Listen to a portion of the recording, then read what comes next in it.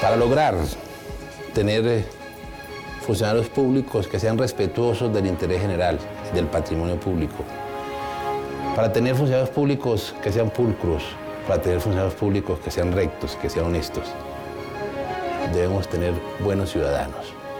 Para tener buenos ciudadanos debemos tener buenos hombres. Para tener buenos hombres debemos tener familia. Estamos comprometidos con el ciudadano ético. Es la respuesta frente a la corrupción. Lograr convertir a los ciudadanos en buenos ciudadanos. Y el bueno ciudadano es el ciudadano ético. Y el ciudadano ético es el que ejerce sin la amenaza de la fuerza las virtudes cívicas.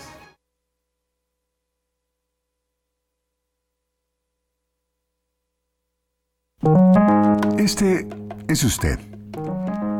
No, de hecho, este no es usted. Pero asumamos por un momento que este es usted. ¿Usted? ¿Usted también? ¿Usted? Usted puede ser él.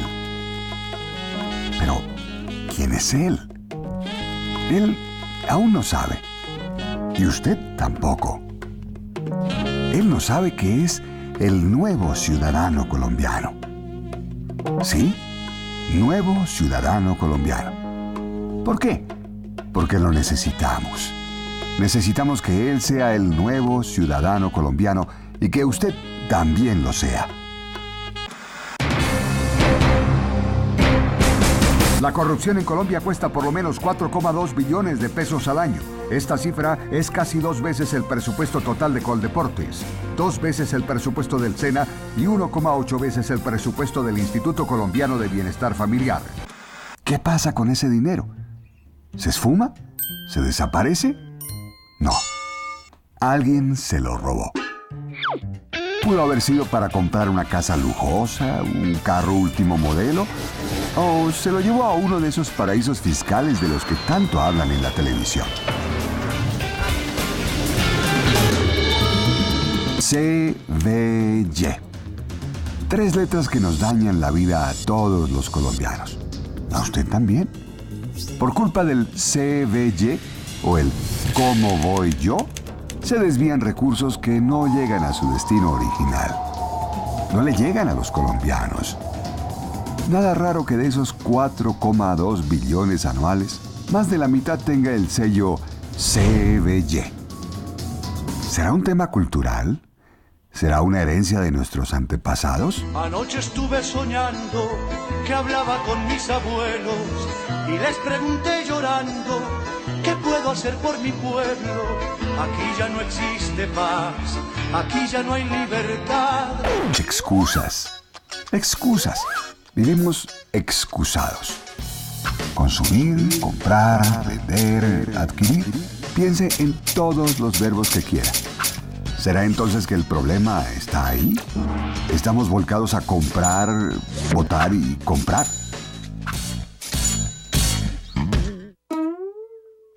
Es que las normas están mal hechas. Es que no me enseñaron cómo tenía que hacerlo, dicen. ¿Formación? El Estado debe enseñar a sus ciudadanos cómo hacer las cosas. ¿Controlar más? El problema no es exclusivo de la sociedad, no. El problema es de cada persona. Sí, de cada persona. De usted. Por eso es que necesitamos a alguien que transforme esos comportamientos. Que sea en definitiva un buen ciudadano, una buena persona. Necesitamos al nuevo ciudadano colombiano. Ese es él. ¿Puede ser usted? ¿Cómo llegar a serlo? Eso es lo que veremos a continuación.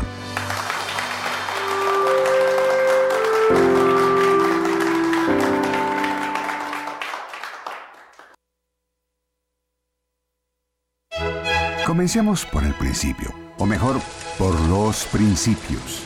Unos buenos principios hacen que las acciones de un buen ciudadano tengan un buen final. Pero, ¿es usted un buen ciudadano? Eso es lo que Colombia necesita, que usted sea un buen ciudadano, un ciudadano ético, un ciudadano de principios, una persona que se porte bien con sí mismo, con su familia, con los demás, en su trabajo, en la calle. Sencillo, ¿no? Eso es lo que Colombia necesita, es lo que usted también necesita, es lo que necesitamos todos para construir la Colombia ética, la convivencia ciudadana, la justicia social, la preservación del entorno. ¿Usted está dispuesto? Volvamos al principio. A los principios. ¿En qué cree? ¿Es usted trascendente?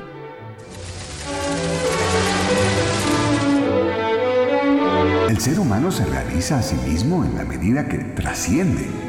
Viktor Frankl.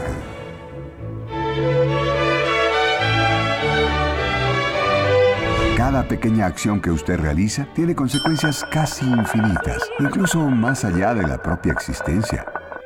¿Usted es capaz de ver más allá de sus propios límites? ¿Es capaz de entender la existencia de algo más allá de lo tangible? ¿Qué camino elige? Porque usted es libre, ¿o no?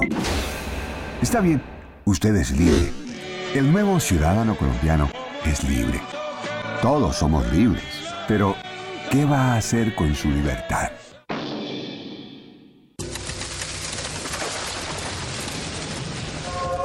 La libertad no es un fin, sino un medio. Quien la toma como un fin no sabe qué hacer cuando la obtiene. Nicolás Gómez Dávila. La libertad es un bien y solo sirve para hacer el bien, o dejaría de ser un bien.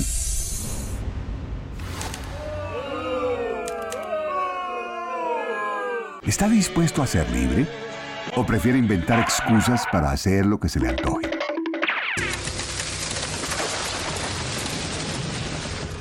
Asuma las consecuencias de sus actos.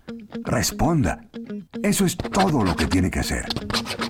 Quiera a su país, a su gente. Ay, qué orgulloso me siento de haber nacido en mi patria. Responda, actúe y hágalo sin miedo.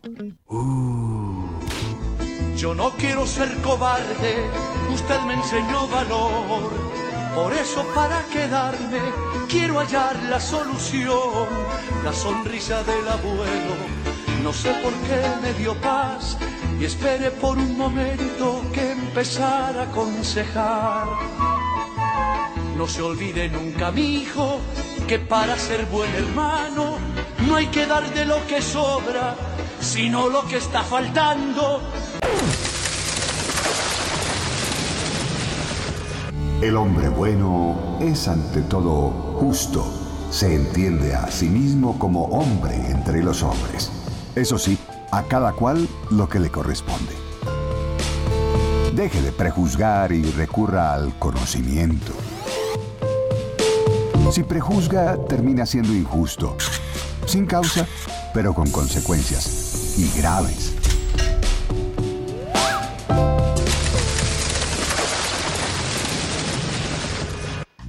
La discriminación no cuenta.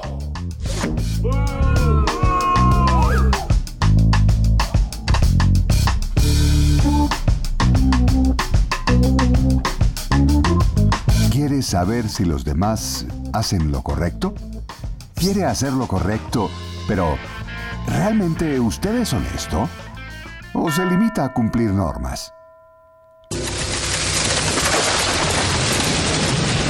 Lo que las leyes no prohíben, puede prohibirlo la honestidad. Séneca. ¿Quiere hacer lo correcto? ¿Ser correcto? ¿Ser recto? No se tuerza. Empiece por los principios. No se tuerza. Sea recto y valiente. Tenga valor, no precio. Comience por el principio. Por los principios. El nuevo ciudadano colombiano ya sabe cuáles son. Usted sabe. ¿Está dispuesto a continuar?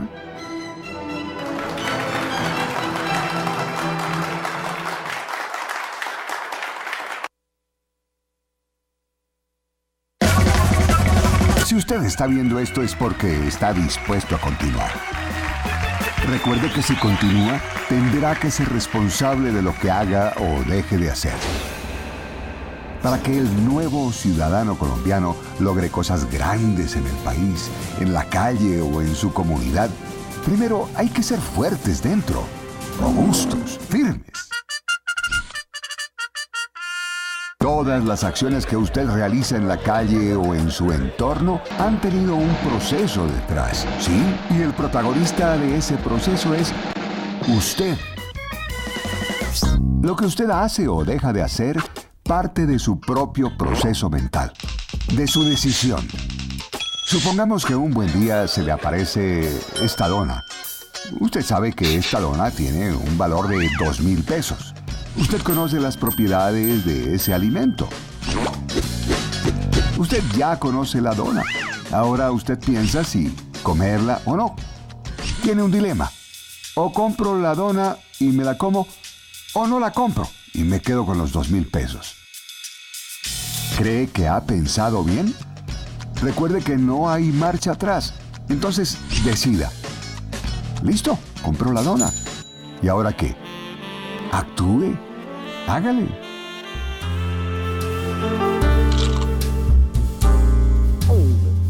¿Satisfecho? Este proceso, conocer, pensar, decidir, actuar, está presente en todas sus acciones. En este caso, usted prefirió quedar satisfecho y sin los 2,000 pesos. ¿Y si fuera algo más serio? Si involucra a otra persona.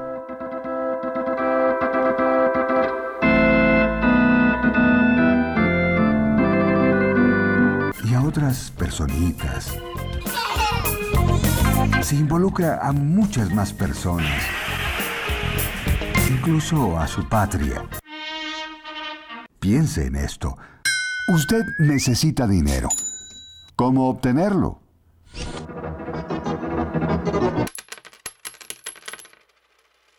O alguien se lo ofrece sin que usted tenga que hacer nada. Se gana unos buenos pesos ahí. Esa plática no le caería nada mal. Lo que necesita es plata, dinero para poder comprar, votar y comprar. Eso le da estatus. Con plata en el bolsillo, ¿quién se angustia? Dilema. Decida, decida. Recuerde, no hay marcha atrás.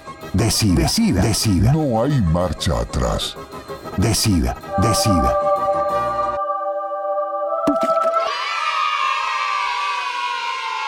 Bien, usted ha decidido correctamente. Usted es un hombre virtuoso. Pensó antes de actuar y eligió el mayor bien. Ha dado a los colombianos lo que es de los colombianos. Y usted ha recibido lo que se merece según su trabajo. Ha sido fuerte. Ha vencido los obstáculos y las seducciones. Ha tenido dominio de sí mismo. Usted es el nuevo ciudadano colombiano.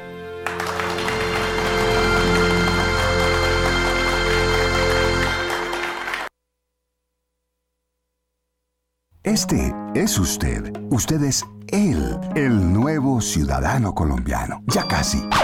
Usted es un hombre de grandes sentimientos, inteligente, valeroso y decidido. ¿Y qué pasa con todas esas buenas intenciones? Actúe, hágale, dele forma, formalice. No le tenga miedo a la formalidad. Su buena intención se expresa en el encanto de sus actos. ¿Cómo es su comportamiento? Recuerde que sin un buen comportamiento no se puede construir sociedad. Usted debe ser un ciudadano comprometido, que salude, que trate bien a los demás, que sepa sonreír y comportarse bien en la mesa, en los negocios, en la calle. ¿Cómo se refleja su ética en el entorno? ¿Cómo se comporta usted en un escenario organizado, armonioso, que ha sido pensado para usted? Si en la calle existe un andén para que usted camine, No lo haga por donde van los automóviles. Todo empieza por casa. En la familia se vive el reflejo de la vida social. ¿Qué hace usted para contribuir con la armonía de su familia? Para tener buenos hombres, debemos tener familia. Si no hay buenas familias, no habrá buenos ciudadanos. Para integrar la familia, haga todo lo que pueda. Usted es lo que hace y también lo que produce. Su obra denota su destreza, preparación, el amor y esmero con el cual lo hizo. ¿Le ha dado importancia a las pequeñas cosas, a los detalles? Ese es el camino a la excelencia. No basta con serlo, sino parecerlo. Mírese a un espejo. Mire que la forma como se ve refleja lo que usted es por dentro. Luzca de acuerdo con la ocasión, el momento, el lugar.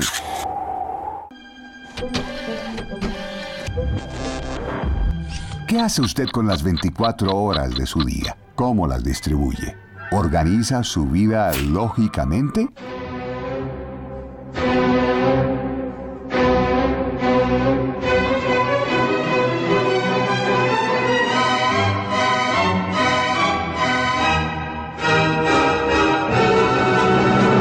Ese es usted. Usted realmente es el nuevo ciudadano colombiano. Usted y todos podemos ser nuevos ciudadanos colombianos. La patria nos necesita y nos está esperando.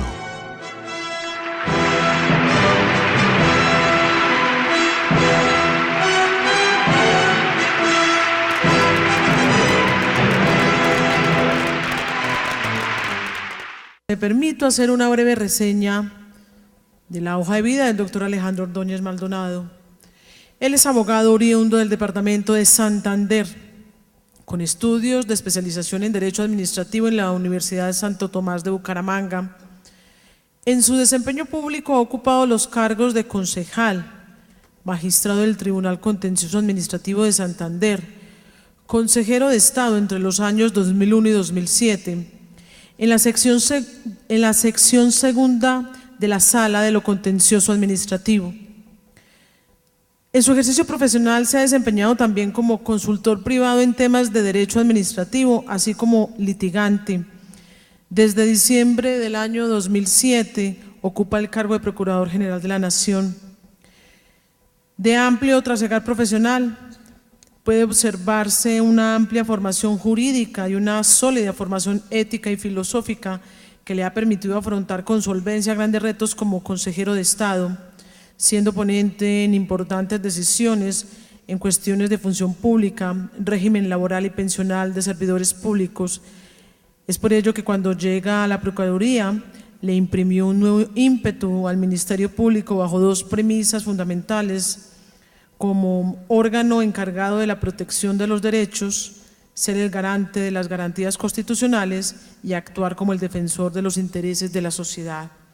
A partir de las premisas enunciadas, la Procuraduría General de la Nación fortaleció la actuación como órgano encargado de instaurar acciones, no solo ante la Corte Constitucional, sino que se incrementó la actuación de los procuradores judiciales delegados ante los jueces penales y la jurisdicción contenciosa. Es así como en desarrollo de esta premisa consideró que no era posible avalar el acuerdo penal celebrado en el caso de corrupción más publicitado en los últimos tiempos, la actuación del Grupo Nule. En esa misma línea, pero ante el Consejo de Estado, concurrió a presentar argumentos en contra de la legalidad del proceso de subasta con proponente único que se adelantó por el llamado caso del tercer canal de televisión. Desde el punto de vista de la actuación como garante de garantías, la Procuraduría intervino enérgicamente en dos frentes específicos: la corrupción y la violencia institucional. Son de público conocimiento las decisiones adoptadas en la búsqueda de la ética pública, pretendiendo y logrando en muchos casos que la actuación en tiempo real, o como algunos prefieren denominarlo, en caliente, genere procesos que permitan fiscalizar adecuadamente las actuaciones de los servidores públicos. Sin embargo, para nadie es secreto que esta línea de comportamiento que hace de la práctica propia el ejemplo para otros no ha estado exenta de críticas y de ataques viscerales, por cuanto algunos consideran que la defensa de la institucionalidad y el orden jurídico es una manifestación de un comportamiento reaccionario y retardatario. Muchas de las personas que no se muestran de acuerdo con sus acciones confunden la aplicación de argumentos jurídicos y filosóficos emanados de nuestro sistema normativo con interpretaciones sesgadas y caprichosas, amparadas en un oscurantismo religioso.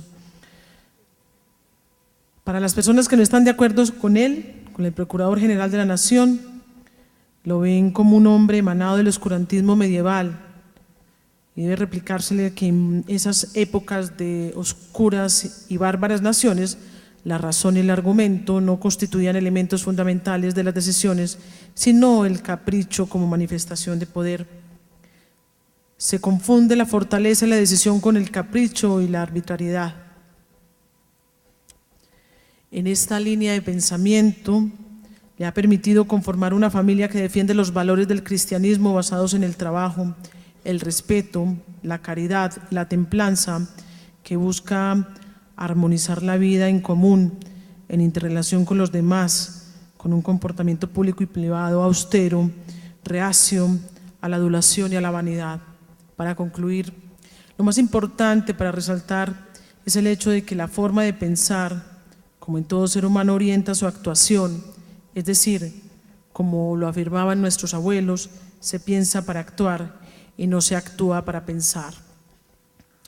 Cuando yo hago una presentación, señor Procurador, me gusta terminar con una anécdota, y conozco una en relación con un acto público, simbólico, que usted hizo en una plaza pública de su ciudad natal, y que alguna vez un alcalde actual le endilgó de ¿por qué usted quemaba libros?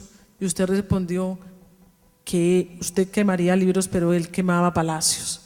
Nosotros queremos quemar los libros de la trampa, de la deshonestidad, del camino fácil, y por eso le entregó este auditorio, el de la Universidad de Medellín, en esta cátedra de Ciencia y Libertad. Bienvenido, señor Procurador.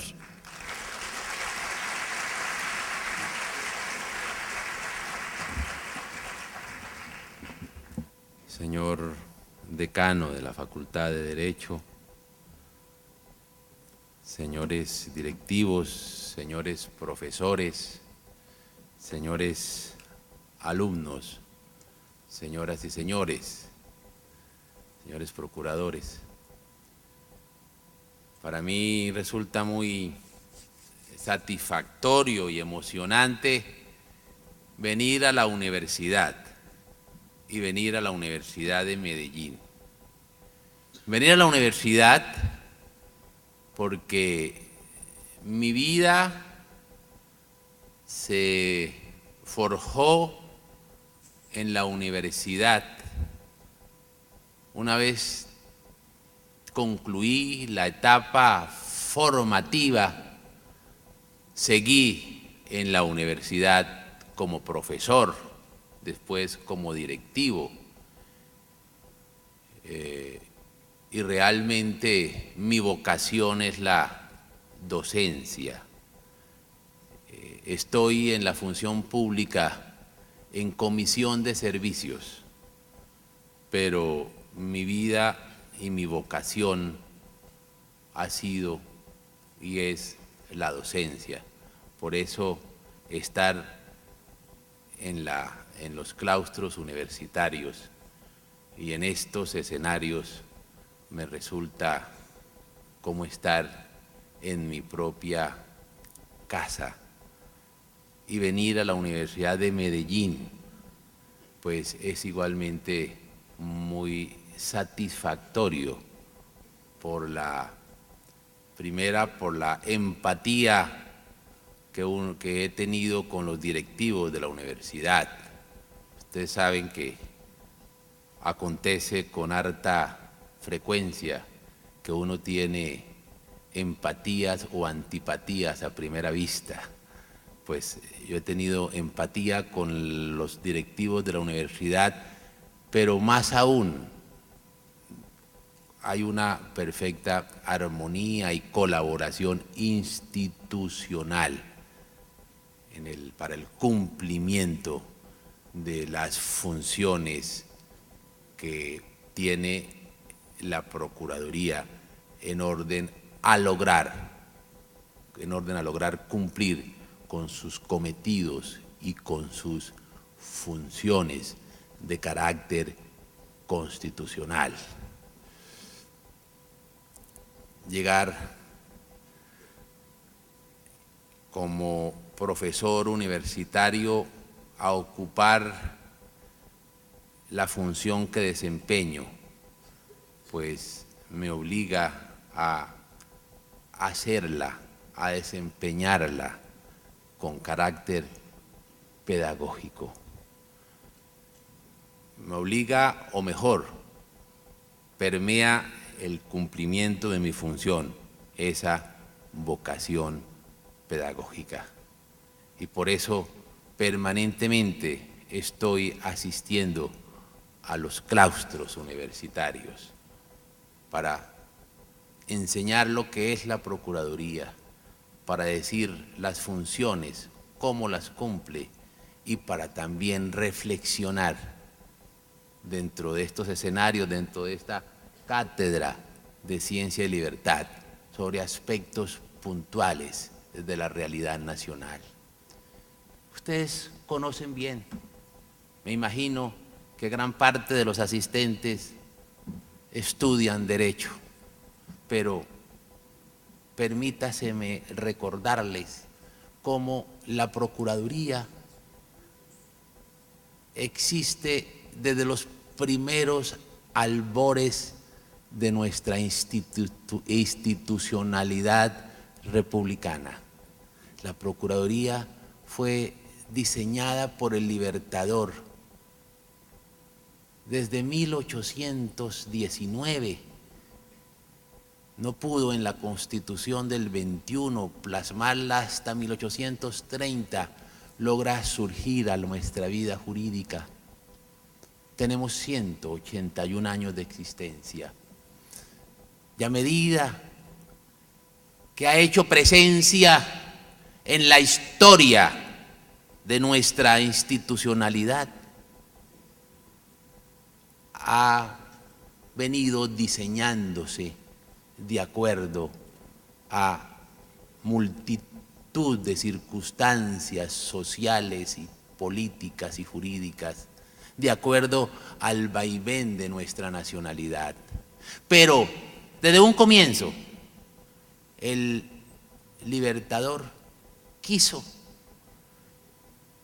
creyó urgente y necesario que existiese en nuestro ordenamiento jurídico un órgano con autoridad y con independencia para, decía él, la protección y la defensa de las costumbres públicas. Eso fue, dijéramos, el eje misional que el Libertador quiso darle a la Procuraduría. Y se encuentra en su ADN institucional hasta llegar a la hora de ahora. Pero el cariño que la sociedad le tiene a esa institución es precisamente porque en el transcurso del tiempo y de la historia ha cumplido con la función de ser garante de las garantías de los ciudadanos, de ser el representante de la sociedad el defensor de los derechos colectivos, del interés general del patrimonio público. Permítaseme pedagógicamente traer a colación el siguiente símil que se los explicaba hace algún instante a los señores personeros de Antioquia. La Procuraduría tiene una, dijéramos, en el cumplimiento de sus funciones, en su naturaleza, es bicéfala. ¿Por qué? Porque es a la vez sociedad, pero también es Estado. Es sociedad y es Estado. En la medida que es sociedad, defiende la sociedad, defiende los derechos, su identidad, en últimas, representa a la sociedad frente al Estado, pero a su vez es Estado porque tiene unas funciones públicas en orden a la defensa, la concreción de los derechos fundamentales, del interés general, del patrimonio público, la defensa del ordenamiento jurídico, de la Constitución, de la ley, de las decisiones de las decisiones judiciales, y es la máxima autoridad disciplinaria en el país, teniendo funciones preventivas, funciones de intervención y funciones disciplinarias. Si se quiere entonces, la Procuraduría, por diseño constitucional, en la hora de ahora, pero desde su existencia, como les referí, en lo que pergeñó el libertador Simón Bolívar, la Procuraduría es policía, pero no solo policía, es padre, pero no solo padre, y es maestro, pero no solo maestro, es padre, es maestro y es policía, en orden a ejercer sus funciones dentro de nuestra institucionalidad. Pero traído a la realidad actual, a la realidad presente, a la hora de ahora, ¿cuál es el reto que tiene la Procuraduría? El reto fundamental es el mismo reto que tiene la sociedad colombiana, que tiene la institucionalidad, y es lograr enfrentar con eficacia y eficiencia la corrupción. Porque de esa manera, si logramos nosotros enfrentarla con eficacia y con eficiencia, estamos cumpliendo una de sus funciones más trascendentales, o la función más trascendental. ¿Cuál es? La defensa y promoción de los derechos fundamentales, porque en la medida que los niveles de corrupción se mantengan como hoy se mantienen, pues los derechos sociales, culturales, económicos de los más desfavorecidos no lograrán ser satisfechos por causa precisamente de la corrupción. Piensen ustedes, y estos son estadísticas. Me dicen que ustedes ya vieron el video que la Procuraduría ha diseñado y en el cual está utilizando para dar nuevamente o recordar nuevamente los deberes cívicos de todos los ciudadanos. Ahí hablábamos de 4 billones que anualmente llegan a manos de los corruptos solamente en materia de la actuación contractual. Ahí hay un error en ese documento que ya ordené corregirlo. No son 4 billones, son 9.2 billones de pesos, que en materia solamente de contratación pública, porque hay otros escenarios donde igualmente existen actos de corrupción.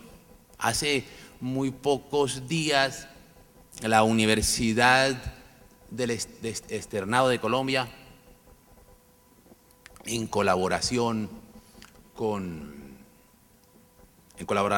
en un convenio con el Banco Interamericano de Desarrollo, hizo un trabajo estadístico y entrevistó a más de 600 contratistas y llegaron a la conclusión que por lo menos el 13% de los presupuestos públicos en materia de contratación se destinaban a actos de corrupción. En última, siendo pedagógicos, el 13% de los presupuestos públicos para contratación tienen que entregarse en coimas, en sobornos, para que adjudiquen, para que no vean lo que deben ver o para que hagan tráfico de influencias en orden a beneficiar a determinados contratistas, para que conceda licencias, para que, en fin. Y si sumando los presupuestos de las entidades territoriales y de las entidades nacionales en materia de contratación pública asciende a una suma de 75 billones de pesos, hablo de billones con B, no con M, billones, entonces el 13% son cerca de 9 billones de pesos. ¿Y de dónde salen esos 9 billones? De los contratos. ¿Y qué se pudieran hacer con esos 9 billones de pesos? Imagínense. Si el presupuesto de las empresas públicas de Medellín asciende a 8.8 billones de pesos, ¿cuántos hospitales, cuántas escuelas, cuántos servicios públicos, en fin? Pero, ¿qué hacer? ¿Qué es necesario hacer? No solamente desde la institucionalidad, sino desde la sociedad civil.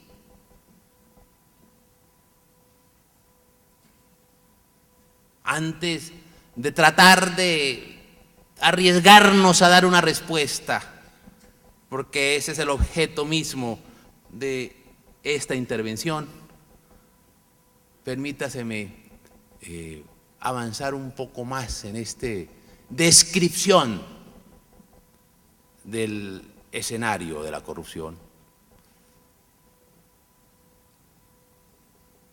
La corrupción ha mutado.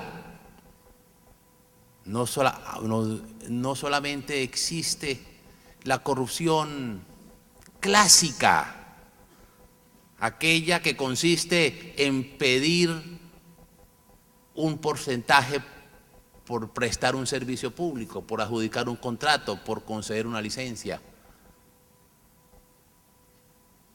Esa desde luego no ha dejado de existir, pero hoy estamos de frente a la cooptación de la función, la cooptación de la función, es decir, el secuestro de la función, para a partir de allí diseñar las políticas públicas en orden a beneficiar a determinadas empresas criminales. Y eso se hace de la más diversa manera, de la más diversa forma, con la financiación de las campañas, y por eso es que los contratistas son los primeros que financian las campañas. Contratar hoy, o mejor, financiar hoy para contratar mañana. Y como se han tratado de colocar talanqueras en materia ya de la contratación de obras públicas, entonces hoy los sectores predilectos de la corrupción es la salud y es la educación. La semana pasada la señora ministra de Educación le comentaba al país cómo cerca de 115.000 millones de pesos del Sistema General de Participaciones destinados a la educación fueron abiertamente desviados y llegaron a manos de los corruptos, contratando con colegios que no existen, y con alumnos para alumnos que tampoco existen. Y ahí están implicados alcaldes y gobernadores y secretarios de educación. La cooptación, la mutación de la corrupción ya no es, como repito, la corrupción clásica.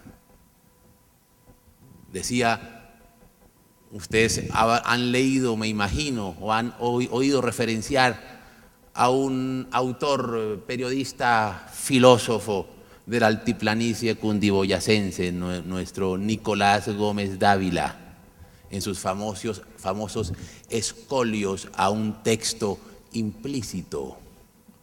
Él escribía en frases, es dramático porque tenía la inteligencia, ya no vive, y la virtud de consignar, de reducir en una frase, en una afirmación, toda una crítica, y una crítica sardónica totalmente corrosiva, pero es hermoso y precioso. Muchos de esos sentencias, los escolios son sentencias doctas, decía don Nicolás Gómez Dávila.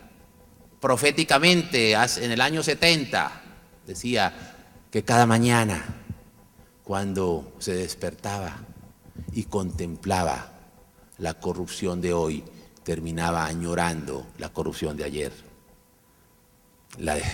Por eso les refería que la clásica, esa de dar un porcentaje que no ha dejado de existir, que existe, pero ahora ha mutado. Yo recuerdo una anécdota de la primera de las formas de corrupciones, que lo conocí y lo sufrí en carne propia. Iniciaba mi ejercicio profesional en la ciudad de Bucaramanga. Yo soy bumangués, no sé si ustedes se han dado cuenta ya por el cantadito de mi hablado. Y asistía al alcalde, un alcalde del Peñón, de una provincia, la provincia de Vélez, allá donde se produce el bocadillo veleño. Y asistí con el alcalde y nos sentamos ante el investigador y le pregunta el señor investigador: alcalde, ¿es cierto que usted solicitó tal suma de dinero por conceder una licencia de industria y comercio? Tal vez, no recuerdo. Y este alcalde se quitó su sombrero muy pausadamente, muy santanderianamente. Le dice: sí, yo pedí lo de ley, el 10%. Es indudable que esa era la corrupción clásica, que no ha dejado de existir, que existe, que se ha indexado. Pero la corrupción, los niveles de corrupción hoy cada vez más le hacen perder credibilidad a nuestra institucionalidad, le hacen perder legitimidad a nuestra institucionalidad.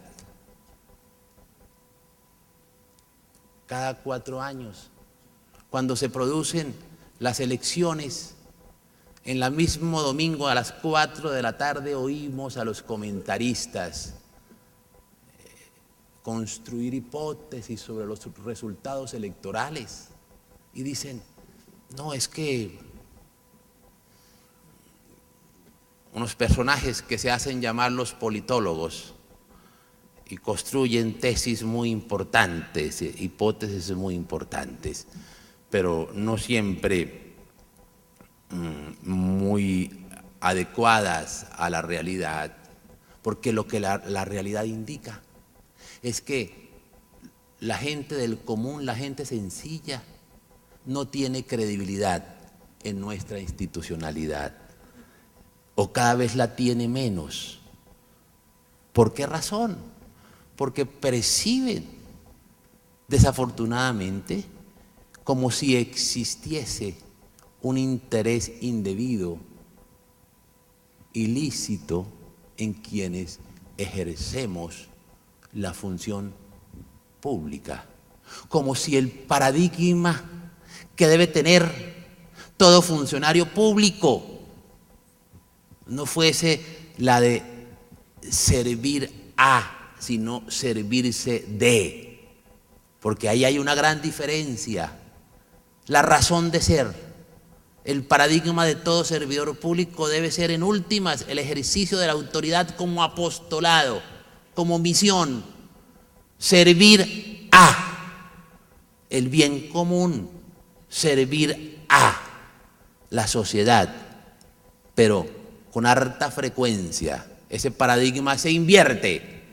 Entonces yo ejerzo la autoridad para servirme de la autoridad, servir a mí y a los míos, en última, sacrificar el interés general por el interés mezquino, el interés particular. Y eso es cada vez más generalizado. No ha habido época en la historia donde no se hubiesen hecho más esfuerzos, pero más esfuerzos fallidos.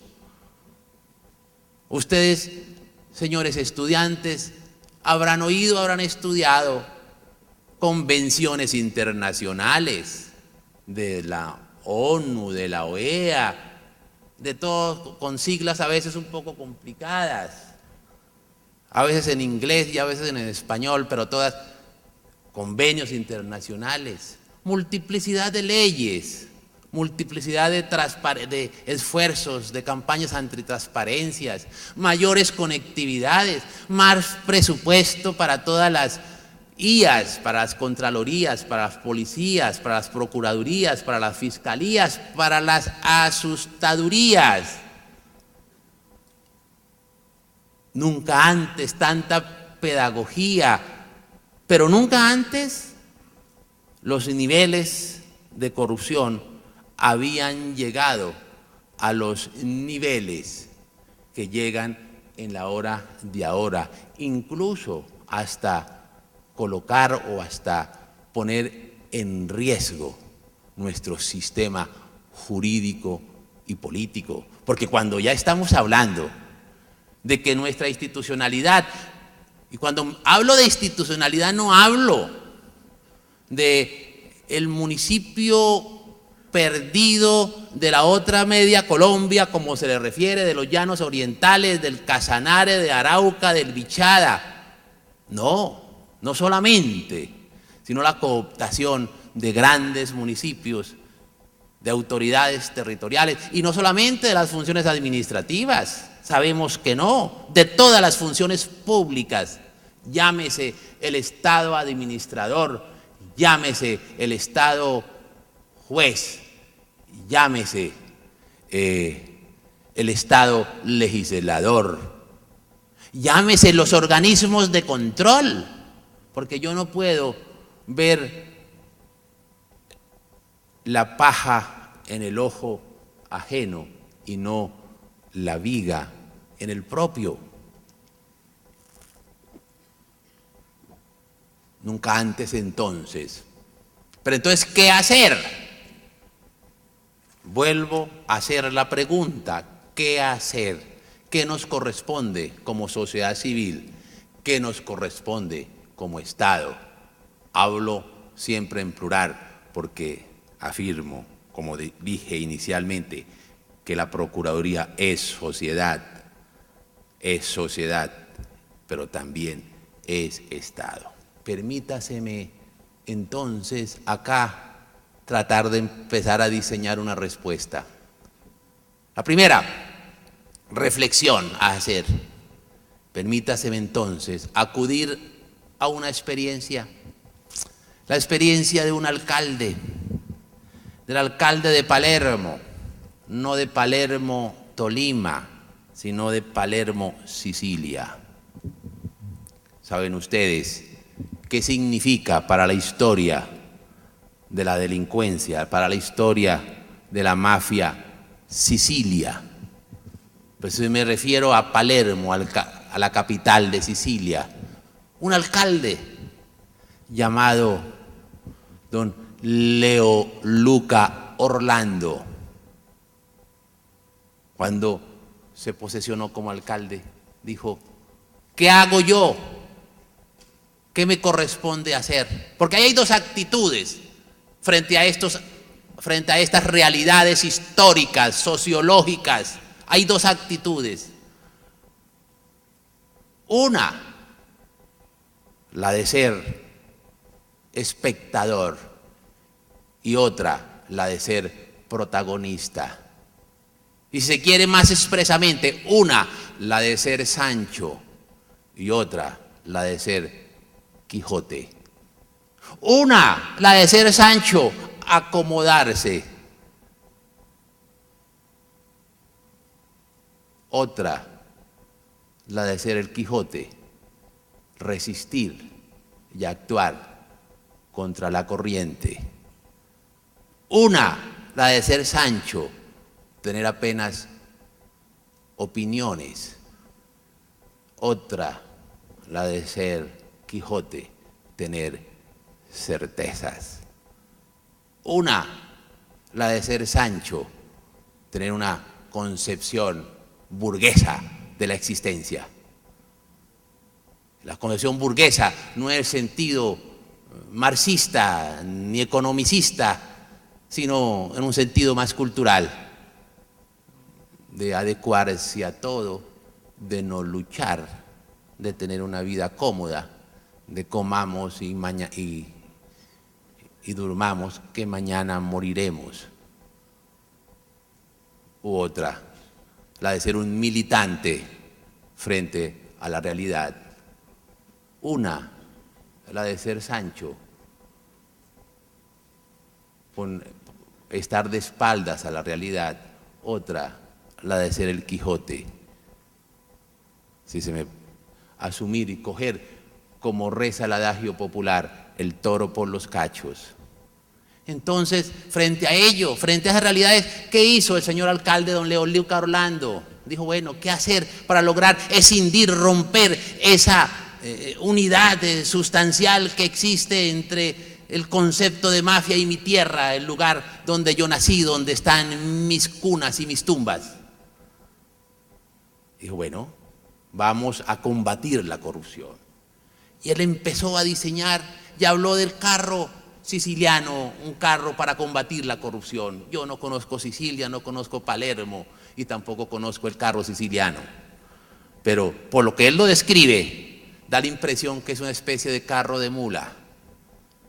El carro de mula tiene dos llantas, una llanta. Entonces él hablaba, para que el carro logre trasladarse al lugar que yo quiero, debe las ruedas tener, dijéramos, trasladarse en una misma dirección, con una misma velocidad, porque si una tiene una dirección y la otra tiene otra dirección, si la una tiene una velocidad y la otra tiene otra velocidad, pues el carro no avanza. Y él pensaba que una rueda era la legalidad, pero que no es suficiente, que es necesaria, pero que no es suficiente. Y la otra rueda, la de la cultura.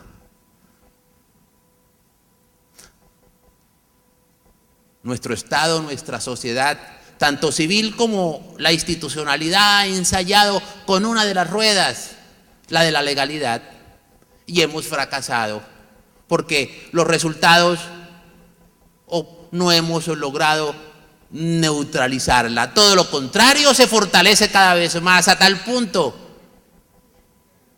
que progresivamente deslegitima la institucionalidad y nuestro ordenamiento jurídico.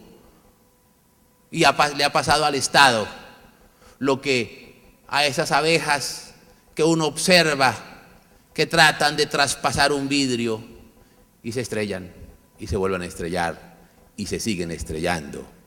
Y pasan las horas y están ahí y terminan muriéndose las abejas y el vidrio queda indemne. Lo mismo ha pasado con el Estado, con las políticas públicas, con los sistemas que han diseñado para combatirla, porque han creído que solamente la legalidad, que solamente con esos esquemas y esos sistemas punitivos y sancionatorios, pero es menester entonces articularlas con la otra, con la de la cultura. Sí, la legalidad que se requiere, que es necesario articularse, que es necesario que haya autoridad, que haya independencia, que se tomen decisiones, que sean sancionados los corruptos, que sean sancionados durante los periodos de los mismos en tiempos reales. Claro que es necesario que no solamente las secretarias y los porteros resulten sancionados por actos de corrupción, sino todos aquellos que ocupan los más altos lugares de la estructura administrativa, política, judicial, legislativa, en fin. Pero esa rueda, la de la legalidad, sola, no puede, es insuficiente. Entonces, ¿qué pasa con la rueda de la cultura? En la que me voy a detener un tanto más. La de la cultura. Pero ¿eso qué? ¿Eso cómo se come? ¿Eso qué es? Esos son valores. Esos son principios.